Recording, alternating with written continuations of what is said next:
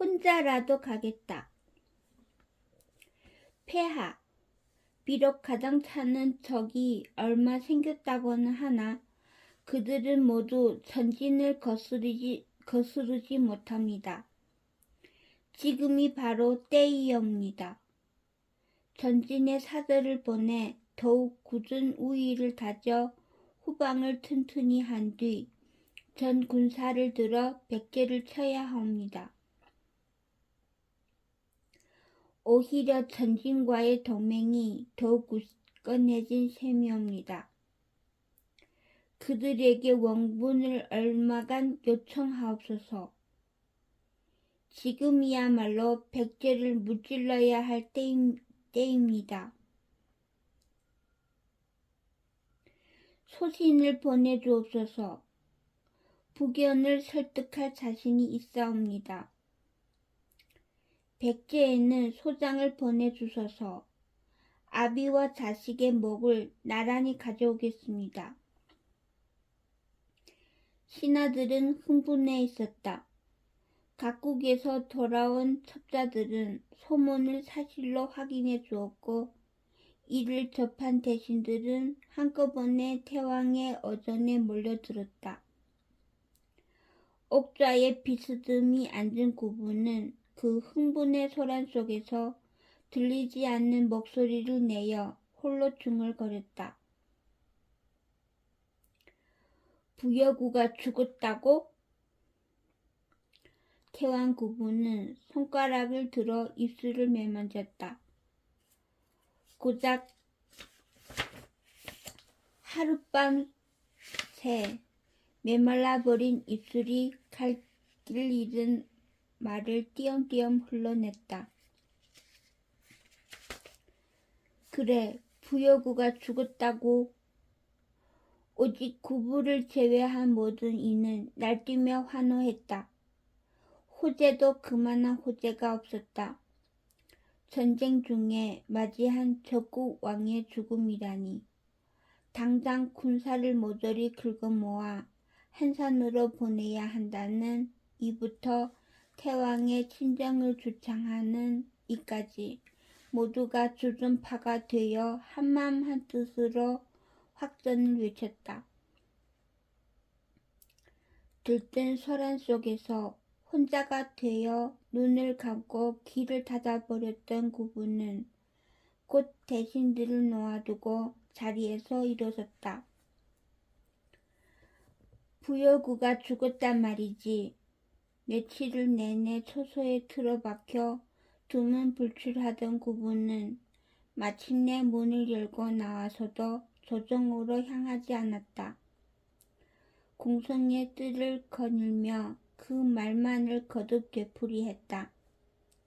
낙심한 눈으로 하늘을 보며 수십 바퀴째 같은 길만을 멍하니 돌던 그는 어느덧 자신도 모르게 습관처럼 발길을 옮겼고 그 끝에 다다른 곳은 단청의 거처였다. 불당에 이른 그는 신발 벗는 것도 잊은 채 안으로 들었다. 단청은 언제나와 같이 염주를 손에 쥔 채 무릎을 꿇고 앉아 불공을 들이고 있었고 구부는 그녀의 뒤에 우두커니 서서 중얼거렸다. 부여구가 죽었다.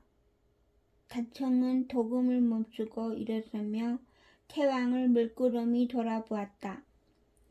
구부는 힘없이 씩 웃었다. 여느 때와 달리 메마르고 초췌해진 얼굴이 그녀의 눈에 들어왔다. 그것으로 이미 모든 것을 짐작하고서도 그녀는 평온한 목소리로 물었다. 경하를 들어야 하는 일인지요? 아니다 하면 폐하, 소순과 말씀을 나누실 때가 아닌 듯하옵니다. 구부는 미미하게 고개를 끄덕이며 씁쓸한 얼굴로 되뇌었다. 그렇지, 당장 대신들과 함께 만세라도 불러야지. 백제를 멸망시킬 군사를 보내라는 저들과 앉아서 군무라도 의논해야지. 누구와 이야기를 해야 할까? 누구도 나를 이해할 수도 이해하려 들지도 않을 텐데 말을 하여도 알아듣지 못할 텐데. 비꼬듯 중얼거리는 목소리에서 지독한 외로움이 묻어났다. 저들에게 내 뜻을 설명하고 설득하여 이해시키라는 말은 하지 말라. 누군가에게 지혜를 구하라는 말도 하지 말라.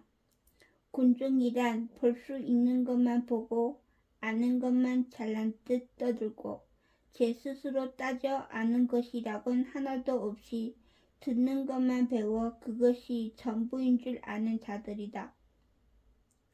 탁월한 자를 쇠락해 하고 비범한 자를 무디게 하는 것이 그들이다. 폐하. 무슨 말을 하려는지 알고 있다. 사람을 얻어야 한다. 사람이 있어야 힘을 얻는다. 그래, 천하에 제 자리를 얻고 제 땅을 넓히고 이름을 얻으려는 자는 그리 해야 하겠지.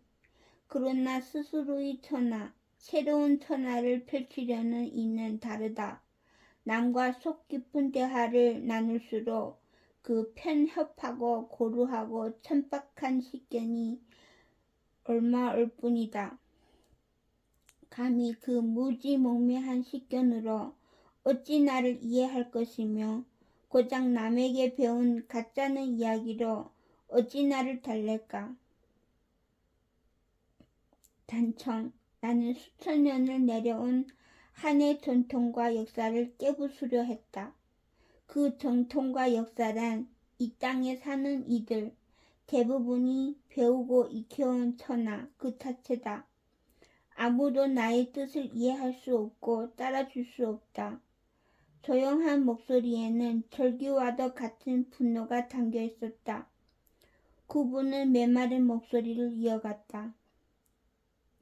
부여구와 함께 하늘 유학을 넘어서려 했다. 혼자는 할 수 없는 일이었다. 온 천하를 상대로 한 손에는 무기를, 한 손에는 붓을 들고 홀로 싸울 수 없는 노릇이었으니까. 헌데 그가 죽었구나. 길이 막혔다. 칼 없는 붓도, 붓 없는 칼도 의미가 없다. 오로지 그만이 나를 이해할 수 있는 영웅이었다. 그런 탁월한 자가 백제의 왕이었고 내가 고구려의 왕이라는 사실. 우리가 친구라는 사실. 그것은 기적이었다. 사상 다시 없을 기적이었는데 그 기적을 믿고 기나긴 세월 장대한 꿈을 그렸건만 그분은 말을 끊었다. 멍청하게도 그는 죽어버렸다. 정적이 흘렀고 한참의 시간이 흘렀다. 벌쩍 웃으며 머리를 긁는 것이 습관이던 구부의 손이 지금은 저도 모르게 옷자락을 쥐어뜯고 있었다. 단청은 아무 말도 않았고 구부는 억눌린 음성을 조금씩 내놓았다. 구부는 억눌린 음성을 조금씩 내어놓았다. 그대는 왜 왕이 아닌가? 그대가 백제의 왕이면 되지 않는가? 그대라면 부여구를 대신해 나와 함께 요하의 역사를 새로 써내려 갈 수 있다는가? 백제로 가라. 백제로 가서 왕이 되어라. 천하에 오로지 하나밖에 없는 이가 나를 알아줄 수 있는 내가 어째서 한낱 비군이란 말이더냐. 비구니가 뭘 할 수 있다는 말이냐. 부처라는 자가 무엇 그리 대단하여 일평생 그의 뜻을 배우고 따른다는 말이냐. 내가 부처만 못하단 말이냐. 그래, 처음부터 다시 꿈을 꾸겠다. 가라, 백제로 가라. 내 반드시 너를 백제의 왕으로 만들리라. 그 무엇 어려운 일인가. 나는 할 수 있다. 순간 구부는 입을 다물었다. 가만히 듣고만 있던 단청의 얼굴이 가까이 다가온 탓이었다. 어느새 다가온 그녀의 손이 떨리는 그의 손을 가만히 감싸쥐는가 싶더니 이제는 헝클어진 그의 머리칼을 매만지고 있었다. 무슨 짓인가? 입모양만 벙긋거릴 뿐 그대로 얼어버린 그가 아무 말도 못하는 사이 단청은 구부의 머리를 양손으로 제품에 끌어당겨 안았다. 아무 말 마소서. 마치 그런 말을 하듯 단청은 제품으로 구부의 입을 막아버렸다. 단청은 손끝을 가만히 움직여 구부의 머리를 쓰다듬었고 구부는 안긴 채 몸부림치는 대신 움찔거릴 뿐이었다. 여술과도 같은 일이었다. 온 세상이 그대로 멈추면 뜨거웠던 격정은 오간데 없이 식어버렸다. 아무 일도 없었던 것처럼 아무 일도 일어나지 않을 것처럼 다만 그 순간만이 영원히 계속될 것만 같은 이상한 마비가 구부의 몸을 지배했다. 아무것도 모르게 된 구부는 눈을 감아버리며 그녀의 품에 제 몸을 맡겨두었다. 온 정신을 그렇게 버려둔 채 지나가는 시간을 가늠하지 못한 채 미동도 않던 구부의 귓가에 천천히 단청의 목소리가 들려왔다. 외로우신지요? 그녀는 구부를 아는 채 살짝 고개를 들어 법당 지붕 처마에 걸리듯 스치는 구름에 눈을 던졌다. 구름 몇 점이 흐르며 흐릿한 달무리가 번지는 가운데 사방의 작은 별들이 제가 거기 있다며 빛을 내었다. 세상 만물 그 어느 것도 텅 빈 것 같은 밤하늘에 덩그러니 놓인 달조차도 혼자가 아닌데 오직 그녀의 품에 안긴 태왕만은 혼자였다. 벗과 말 한마디 나누자고 온 세상을 속이며 전쟁까지 일으켜야 했던 그 벗마저 잃어버린 태왕의 실의를 그녀가 아닌 누가 또 알아줄까? 그는 세상에 엮일 수 없는 사람이었다. 세상 전부를 이해하지만 세상에게 절대 이해받을 수 없는 고독. 늘 여유롭고 내보이는 웃음이란 그 소치일 것이리라. 단청은 덧없는 달램이 남아 바람을 담아 중얼거렸다. 홀로 가셔도 홀로 간다 생각지 마소서. 다만 찬찬히 걸으소서. 언젠가 뒤따를 사람이 폐하의 발자국을 쫓을 수 있도록. 오늘 사람이 없거든 내일이 없거든 그 다음날. 또 그 다음 날에는 폐하의 뒤를 따를 사람이 있을 것이옵니다.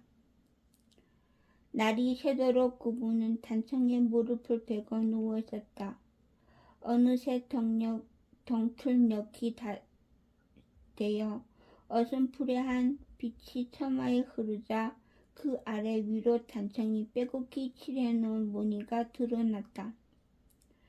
오체의 무늬, 청, 황, 홍, 백, 흑이 다섯색이 얽히고 얽히며 형언하기 힘든 은은하고 초연한 기운으로 번져가는 그 현명한 색채란 어디서도 볼 수 없는 오로지 단청 고유의 정서였다.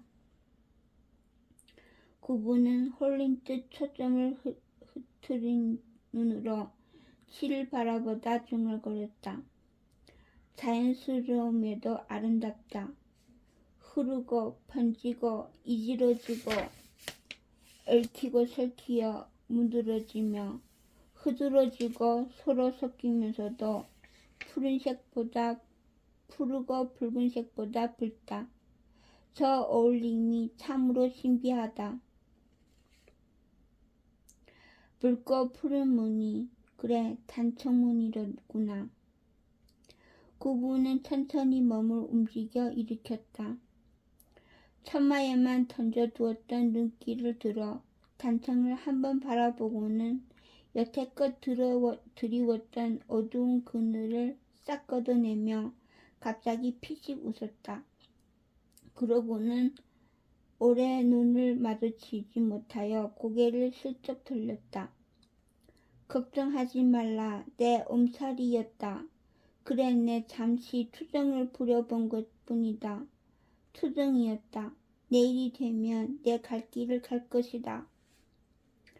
어색하기 그지없는 말을 던져놓고 무안하여 몸을 일으킨 그는 곧 법당을 떠나려 했다. 그러나 채비를 차리는 그는 한없이 느렸다.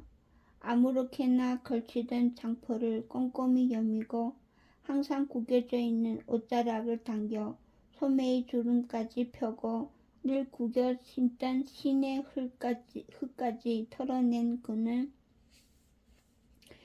제가 앉았던 자리마저 쓱 손으로 문지르고는 더 부린 늦장을 찾지 못하자 하는 수 없이 걸음을 옮기다 결국 발을 멈추고 제자리에 우뚝 서버렸다. 부탁이 있다. 온갖 유난을 떤 끝에 구부는 떨림을 미처 다 감추지 못한 목소리를 내었다. 나와 내 공성의 내실이 휑하고 쓸쓸하여 치를 했으면 하는데 그것이 꼭 명민한 단청이 구부가 담아오는 내심을 눈치채지 못할 리 없었다. 물끄러미 구부의 뒤통수를 향해 있던 그녀의 고요하기만 한 눈동자가 순간 흔들렸다. 더 말할 것인가 듣는 단청마저도 긴장한 가운데 기어이 구부의 입술이 열렸다.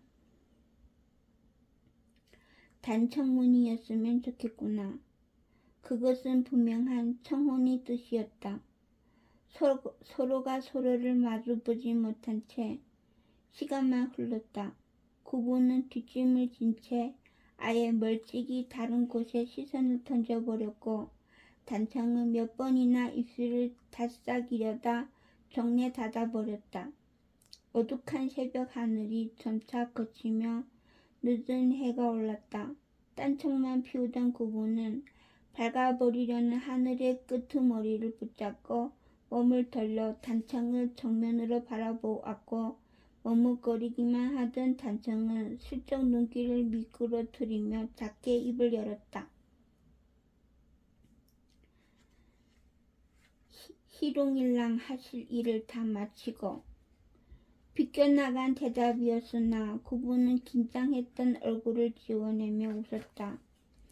이불 난사에서 남몰래 부처의 사리탑에 돌을 던지다 단청에게 들켰던 그러고서 단청을 말에 태우고 공성으로 향하던 그들의 첫 만남 때에 있었던 단청의 답이었다.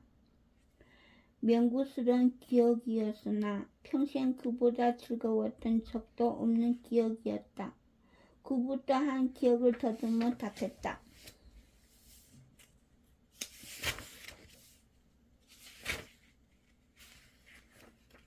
그래, 내 달릴 것이니라.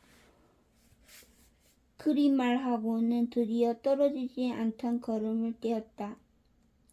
말없이 배웅하며 그의 등 뒤를 바라보는 단청은 그의 모습이 보이지 않을 만큼 멀어지고서도 제자리에 못 박힌 듯 서 있었다. 어느새 손에 들었던 염주를 떨어뜨린 줄도 모른 채 구부가 서 있던 곳만 하염없이 바라보고 있었다. 법당을 떠난 구부는 제초소에 두는 대신 태학으로 향했다. 태학의 마루 끝에 걸터앉은 그는 동이 온전히 터올 때까지 먼 곳에만 눈길을 두고 있었다. 밤새 글 읽던 이들이 그의 모습을 발견하고 허리를 굽힐 때에도 이제 막 침소에서 일어난 궁예 하인들이 청소를 시작하다 놀라 물러설 때에도 어슴푸레하게 밝아오던 날이 온전히 환해지고 교회에서 태양을 기다리던 대신들이 그를 찾아 태학으로 왔을 때에도 기다리다 못한 한 신하가 나서서 조용히 태양을 불렀을 때까지도 그는 혼자만의 생각에 잠겨 있었다.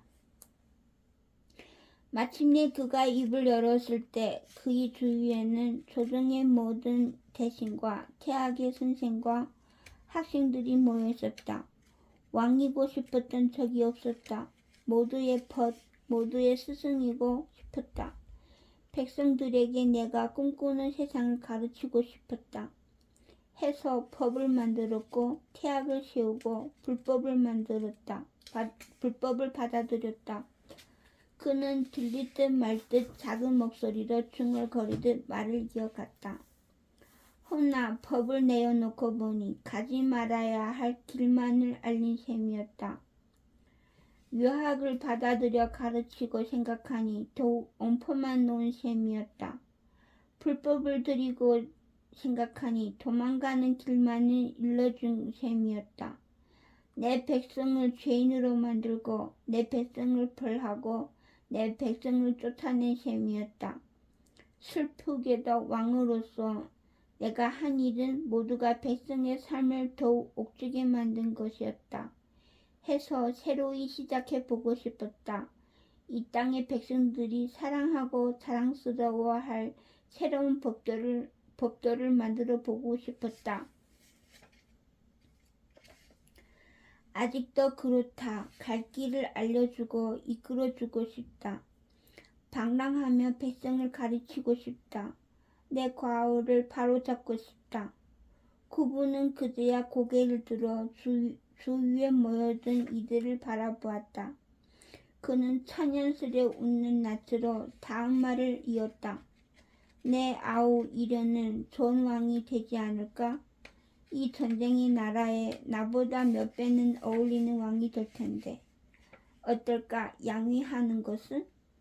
폐하, 안다. 그냥 해본 소리다. 오늘이 아닌 내일의 꿈을 먼저 꾸어본 뿐이다. 구부는 앉은 그대로 연신 중얼거렸다. 그래, 공자도 그 혼자 이룩한 것이 아니지.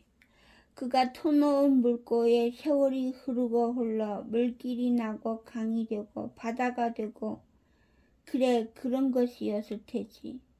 그녀의 말이 맞다. 내 뒤를 따라 걷는 이들을 믿어야지. 그리고 잠시 쉬었던 그는 띄엄띄엄 다음 말을 이어갔다. 변한 것은 아무것도 없다. 다만 순서가 바뀐 뿐이지. 붓 대신 조금 더 칼을 들면 되는 것이야. 가려던 길을 조금만 천천히 가면 되는 것이야. 모여든 이들은 태왕의 뜬소리를 알아듣지 못하여 가만히 듣고만 있었다. 구부는 문득 고개를 들어 그런 그들과 눈을 마주치고는 평소와 같이 장난치듯 쓱 웃었다. 어디 한번 천하정보를 시작해보른다. 대제국 고구려 먼저 그 발판을 내 만들어 보이마. 아무렇지도 않게 던진 천하정벌이라는 한마디가 굴러가 군중의 발치에 툭 떨어졌다. 모여든 이들은 그들의 태왕이 무슨 말을 던진 것인지 바로 실감하지 못하여 한참이나 몇 번이나 그의 말을 곱씹었다. 그러고는 이내 신하와 학생을 가리지 않고 모두가 찬찬히 고개를 숙이며 입을 모았다. 환호나 만세를 부르는 대신 태왕의 잔잔한 어조를 닮은 조용한 목소리로 화답했다.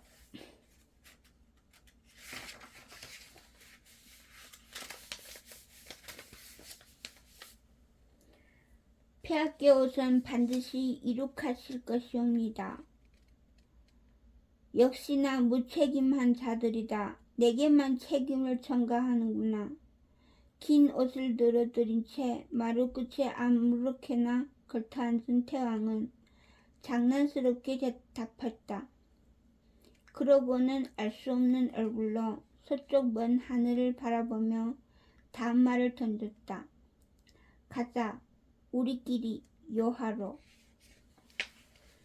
뱃속 깊은 곳에 묻어놓고 오직 부여그와 둘이서만 꿈꾸었던 비밀이 비로소 세상에 튀어나왔다.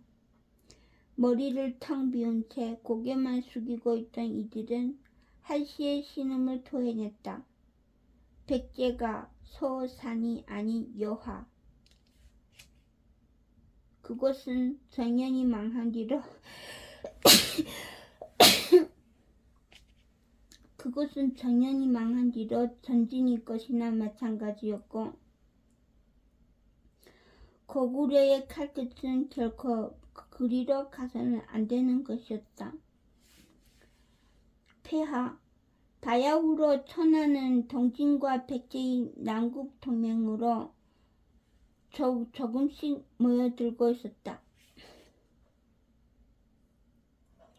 바야흐로 천하는 동진과 백제의 남국 동맹으로 조금씩 모여들고 있었다. 백제는 이미 외국이나 가야 등 먼 땅까지 휘하에 거느린 남국들의 맹주였고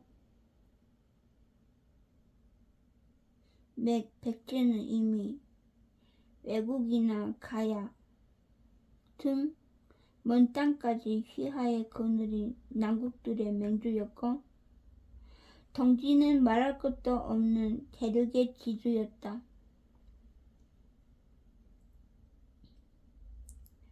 숙시는 고구려의 등을 돌렸고 거란은 동진의 제후가 되었으며 그 외에도 온갖 군소 세력들이 고구려와의 교류를 끊고 그들에 합류하고 있었다. 그럼에도 고구려가 불안에 떨지 않을 수 있는 이유는 오로지 전진이라는 화법을 모두들 집어삼킨 강경한 우방이 있는 덕. 그런 전진을 상대로 전쟁이라니 가장 강한 친구를 적으로 만들라니 더군다나 지금은 백제와 전쟁 중이 아닌가. 너무도 기가 막힌 탓에 오히려 아무 말도 잊지 못하고 있는 그들의 머리 위로 구부의 다음 말이 이어졌다. 여하의 고토야말로 우리의 고향이다. 우리가 주변국이 되어야 하는 이유, 하늘 천하의 주인으로 알아 천하의 문물이 근원으로 여우해야 하는 이유, 그것은 우리가 여하를 잃은 탓이다. 칼을 들지 않았으면 오르되 들었으면 배워야 할 것은 여하이니라. 선문답과도 같은 이야기, 알아듣지 못하니 대답할 수 있는 이도 반대할 수 있는 이도 없었다. 구부는 그런 그들을 잠시 물끄러미 바라보다 곧 일어나며 자리를 파했다.